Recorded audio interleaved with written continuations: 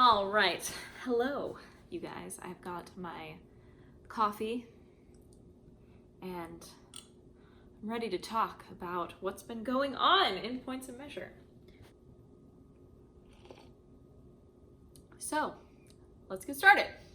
About 5 months ago, I did a video of me talking about what was changing for Points of Measure. So, if you watched that first video, holy moly, I can't believe how much has changed since then and how much hasn't changed. And I can't believe that was 5 months ago already. I was like, oh, I'm just doing a couple month update. Apparently not. It's been almost half a year since I did that. All of my content is now free. It is all my education and everything is all free. It's accessible to anyone through my blog. And I've continued to do series within that because that's just like, I feel like it's like the easiest way for me to like convey information, organize it in a way that makes sense to me so that I can make it make sense for you. I do not require anymore for anyone to sign up for my email list for any reason unless they really want to sign up for it. I do like promote it with like discounts or offers or stuff like that to get people to sign up. But what's amazing about not, because like in most cases like a blogger or creative or whoever, is the process is like creating a freebie for people to opt in to your email list in order to get that free resource, and then they're on your email list. And that is a great method. That method 100% works, but I wanted to try something a little bit different. And so in my like actual sign up form, I actually say I don't ask for your email for anything on my website, like only sign up if you want to get information from me. And I've actually found that it has been working, which is crazy. I have 5 times more audience members on my email list than I had 5 months ago when I did my first video. And so that's not to say that I have really that many subscribers, but I definitely have more than when I started, and that's amazing. And it's really cool because the people who are signing up for my email list are like actually opening my emails because they actually wanted to get emails from me. So it's been cool to have a higher opening rate than what most bloggers say that they have. So that's a really cool win for me. And I don't know if I'm necessarily doing it the way that's going to like yield me the biggest audience, but I do have a very engaged audience, which is really cool. So as you have probably seen, I have decided to take a few months away from my custom services.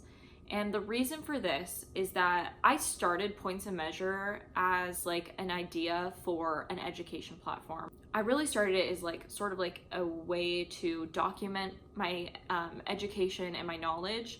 And I had been doing freelance technical design since 2015. And so I just kind of rolled them together into one. And my goal has never been, and I've always been very open about this, like my goal is not to be a freelance technical designer for the rest of my life. I think I'm passionate about it and I think I'm good at it. And I definitely really enjoy client work. Like I really enjoy like that interaction and working with my clients on their custom projects, but it's not like my ultimate goal. So I've decided to take some time away from those custom services so that I can focus more on like the direction that I want Points of Measure to go in, and to focus more on how I can replace that income or supplement that income, because custom services obviously take so many hours to work on. Like that only gives you like a finite number of hours that you can earn in. I need to have some other things that are supplementing my income so that I can live and buy coffee. that is part of why you saw me launch a bunch of digital products. These are all products that are like supplemental to your education. They're like a tangible digital good. They're not like a class or an e-course or any sort of education. They're like actual tools that you can use to create your own tech pack, to create your own technical sketches, to understand points of measure, like all of that stuff. Unfortunately, and I mean, the reason I'm doing these things is because it's all about documenting the process, and it's all about just being honest, because I know there's other people like me out there just starting out who want to start their own business and want to know what it's like and want to be prepared.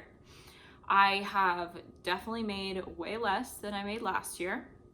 I will say though, I was very lucky last year in that I got one very large project for a like major company, and so I would call that like a unicorn. Like that's never gonna happen again, or it's very unlikely to happen again. So I was very lucky that that did happen. So even like taking that amount out, I still am making less because I have been trying to not market my services as much, which you probably have seen if you follow me on Instagram. I've been trying to market my education. I've been trying to market my digital products, and I've been trying to just like build a community around technical design. You probably have also seen this with the launch of the Fashion Resource Directory that I launched for free. And that is just a part of me trying to build a community and a place for designers to go where they don't have to pay to get the education that they need. So in that, I'm taking a big risk by not providing custom services for the next few months. I don't know if that's going to be a permanent thing at this point.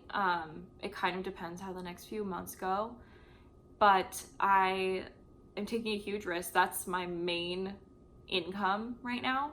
And my digital products, like, they provide me very little income, and a big part of that is because I'm not very good at marketing. I know that's one of my weaknesses, and so I think there's more people who would really benefit from buying my products, but I don't think that I am reaching them yet. That's why I want to take this time to really, like, now I have the content, now I have the products, now it's time to like market that information and get more people to know who Points of Measure is and how Points of Measure can help them. And so I will also be, as you probably know, if you've been following me for a little while, I do have another brand, and I will in the next few months also be focusing more on that to officially launch it and finish up all the products for it. And so for the future of Points of Measure, again, like, me suspending my custom services. I mean, part of it too, the reason why I chose to do it now is during the holidays, I usually don't get a ton of orders anyways because people are celebrating with their families. The future of Points of Measure is not necessarily clear. I have been taking a little bit of a break from social media, you may have noticed, for like the past week. I really have been trying to focus on like what value I can provide, in what formats I can provide it in, and just kind of like trying to find a way that it's more manageable, because as a solo business owner, it can be really overwhelming to, try to manage so many different social platforms. So like I said, the future for Points of Measure is focusing on marketing, focusing on providing more education content. If you were in my last series, I did do a teaser for my next series, which will be launching at the beginning of 2020. And I do want to continue to create more digital products. So I'm hoping that it just, continues to grow. And even though it's growing slowly, like, I'm just gonna try to stay as consistent as I possibly can and not get wrapped up in how many followers I have or how many likes I'm getting. So if you guys have any questions, or if you have any suggestions, I'm always open to hearing that. All right, I will be doing another update in a few months. If you have been following along, please consider subscribing, liking, commenting, sharing. There are so many ways that you can support small business owners without having to spend a dime, and social media is a great way for you to do that. So I really appreciate the support, and I'll see you guys next time.